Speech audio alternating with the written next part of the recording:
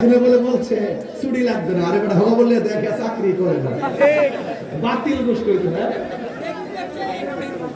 হ্যাঁ এটা বলছে। একটা ফেসবুকে লেখছে আমাদের ঈদ মিলাদুন নবী সাল্লাল্লাহু আলাইহি ওয়াসাল্লাম উপলক্ষে যে ছুটি ঘোষণা করা ছিল এটা বাতিল করার জন্য লেখছে। এটা লেখছে, এটা আমি পাইছি। আমি তারে বলছি তুমি বলতে পারবা এটা কাজ হবে না, এটার সাথে একটা ওলি আল্লাহর আধ্যাত্মিকতার সম্পর্ক আছে। কথা বলতে পারবে সব জায়গায় হাত পিছনা ভাগলা, হাত দিলে হাত পুড়ে যাবে। কথা বলেন ঠিক করে দেবে। আমাদের কিছু করা লাগবে না, গজব আল্লাহর পক্ষ থেকে আসবে। এই জন্য বলেন আমার নবী দুনিয়াতে এসেছেন দুইটা পয়েন্ট, মা আতাকুমুর রাসূলু ফাখুযুহু ওয়া মা নাহাকুম আনহু ফান্তাহু। বলা হয়েছে আল্লাহর পক্ষ থেকে আমার রাসূল যা কিছু কল্যাণ করে নিয়ে এসেছেন তা তোমরা গ্রহণ করো, আর যা থেকে নিষেধ করেছেন তা থেকে তোমরা দূরে থাকো। এখন আপনারা বলুন আমার নবী নামাজের পক্ষে না বিপক্ষে? বিশ্বনবী ওয়াজ করছিল সুদ খাবো না, সুদ দিব না, ঘুষ খাবো না, ঘুষ দিব না। এবার আপনারা আমাকে সুদের পক্ষে না বিপক্ষে?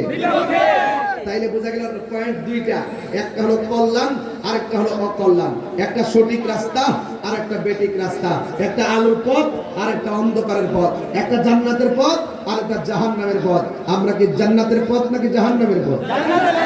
আল্লাহু ওয়ালিয়ুল্লাযিনা আমানু ইখরিজুহুম মিনাজ যুলুমাতি ইলান নূর। যদি ঈমানদার হতে পারো, প্রেমিক হতে পারো, আল্লাহ পাক অন্ধকার থেকে বের করে তোমাকে এনে আলোর দিকে নিয়ে যাবে। যেই আলোর পথ হলো পুলসিরাত, সেই পুলসিরাত পার হয়ে আমরা জান্নাতে চলে যেতে পারবো। কথা বলেন ঠিক না বেটে? তাহলে এখন আওয়াজ করে বলুন আমরা কি নামাজের পক্ষে না বিপক্ষে? রোজার পক্ষে না বিপক্ষে? হজের পক্ষে না বিপক্ষে? কুমিল্লার মানুষ, শহরের মানুষ একটা কথা বলি, দরকার হয় শুটকির ভর্তা দিয়ে ভাত খাবো, কিন্তু সুদের টাকা দিয়ে 5 প্রকার আইটেম খাবো না। কারা কারা রাজি আছেন হাত তুলে? পোলা পান্ডি কই? সবাই হাত তুলে নারায়ে তাকবীর, নারায়ে তাকবীর, আল্লাহু আকবার, নারায়ে রিসালাত, ইয়া রাসূলুল্লাহ, ওলি আল্লাহ যেখানে। বেশি বেশি প্রচারের দরকার আছে। এত সুন্দর কথা বলার পরও আমাদেরকে ট্যাগ দেয়, তার মানে বোঝা গেল এদের ঈমানের ভিতরে গন্ডগোল আছে। মানে গন্ডগোল আছে। এই সমস্ত মুনাফিক থেকে আল্লাহ যেন আমাদের সকলকে হেফাজত করে, বলেন আমিন। আর জবান খুলে বলেন আমিন। আমার ভাইরা, রাসূল দুনিয়াতে এসেছেন, লাকাদ কানা লাকুম ফি রাসূলিল্লাহি উসওয়াতুন হাসানা। নবী হলো আমাদের জন্য উত্তম আদর্শ। সেই আদর্শ আমাদেরকে ধরে রাখতে হবে, আদর্শের প্রচার প্রসার করতে হবে। রাসূল যেই পথে বলছেন চলো, সেই পথে আমাদেরকে চলতে হবে। এখানে দুইটা পয়েন্ট, মান সালিমাল মুসলিমুনা মিন লিসানিহি ওয়া ইয়াদিহি। তোমাদের জবান, তোমাদের হাত থেকে যে অন্য মুসলমান নিরাপদ নয়, সে কখনো মুসলমান হতে পারে না। এই জন্য আমরা ইচ্ছা করলেই জবান দিয়ে কাউকে খারাপ কথা বলতে পারি না, ইচ্ছে করলে এই হাত দিয়ে আমরা মানুষকে আঘাত করতে পারি না। রাসূল আরেকটা পয়েন্ট দিয়েছেন, লা ইউমিনু আহাদুকুম হাত্তা আকুনা আহাব্বা ইলাইহি মিন ওয়ালিদিহি ওয়া ওয়ালাদিহি ওয়ান নাসি আজমাইন। রাসূল বলছেন যতক্ষণ পর্যন্ত তোমার মা বাবা, সন্তান সন্ততি, লাস্টে বলছে ওয়ান নাসি আজমাইন, সকল মানুষের চাইতে যতক্ষণ পর্যন্ত আমি নবীকে মহব্বত করবে না, ততক্ষণ তোমরা ঈমানদার হতে পারবে না। এইজন্য বলেন আমরা নবীকে ভালোবাসি জানের চাইতে কম না বেশি? আর বলবে জানের চাইতে কম না বেশি? তাহলে একটু হাত তুলে পতাকা মানে টান দেন, রহমতে আলম নূরে মুজাসসাম, রহমতে আলম নূরে মুজাসসাম।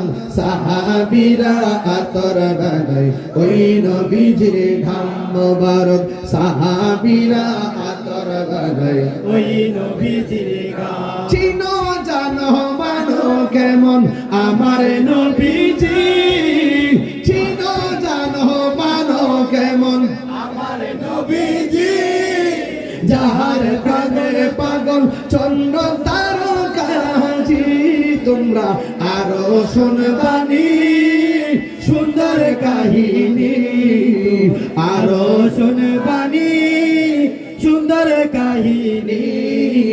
জান্নাতের রুমে রুমে লেখা নবীর নাম বলো না, জান্নাতের রুমে রুমে লেখা নবীর নাম বলো। রহমতে আলম নবী নূরে মুজাসসাম, রহমতে আলম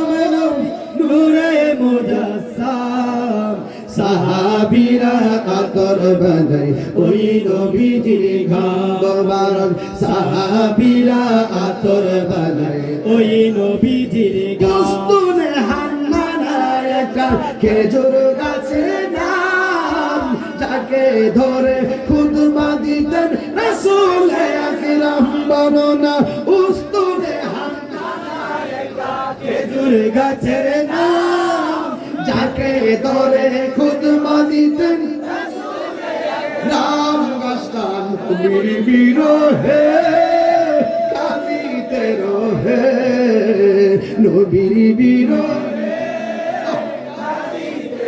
হে হত পাখ গিল যত সাহাবায়ে কেরাম বলো না হত পাখ গিল যত সাহাবায়ে কেরাম রহমতে আলম